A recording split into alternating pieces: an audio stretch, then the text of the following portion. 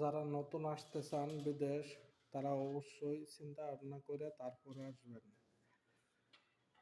এই যেমন ধরেন যে বিদেশ আসবার পরে যে কোনো কাজ শিখে তারপরে আসবেন।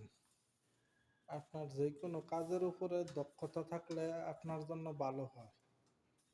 সেটা যে কোনো কাজ হোক, এসির কাজ, পাইপ ফিটিংয়ের কাজ, তারপরে কারেন্টের কাজ, টুকটাক মানে যে কোনো কাজ অভিজ্ঞতা থাকলে ভালো হয় আপনার।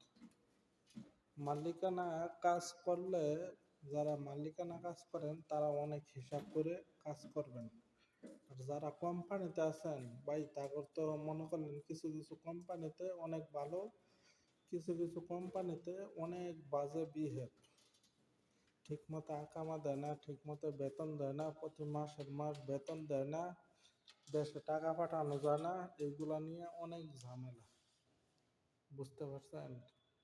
তো যাই কিছু করেন সাবধানে করবেন।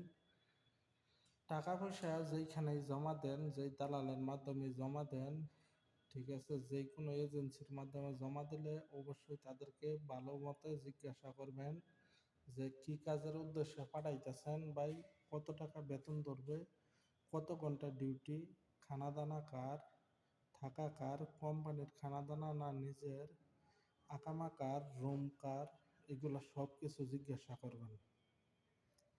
কারণ আপনার দেখা যাইতেছে দিন শেষে টাকাটাই হলো মেন।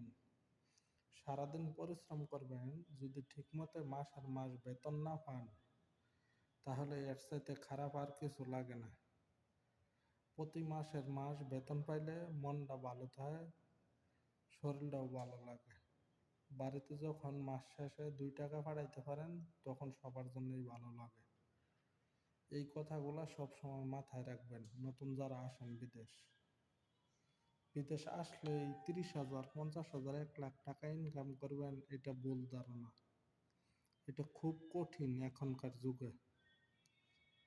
বিদেশ আসলে এমনও দিন যায়, মনে করলেন ডিম বাজি করে ভাত খাওয়ার মন চায় না সারাদিন ডিউটি করার পর। তো এরই নাম হইল বিদেশ।